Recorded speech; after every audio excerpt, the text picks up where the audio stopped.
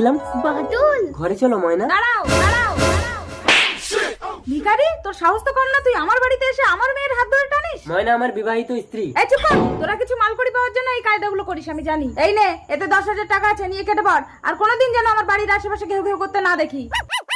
Picture अभी बाकी है। কি গো, কারখানা থেকে বাড়ি চলে আসলে কেন? নতুন আইপিএস এসছে, আমাদের সমস্ত 2 নম্বর কারবারগুলো বন্ধ করে দিচ্ছে। কি সর্বনাশ, তাহলে তো আমরা পথের ভিখারি হব। ঘুষ খাওয়াও। একদম না, ঘুষের কথা বলে ডাইরেক্ট শুট করে দেবে।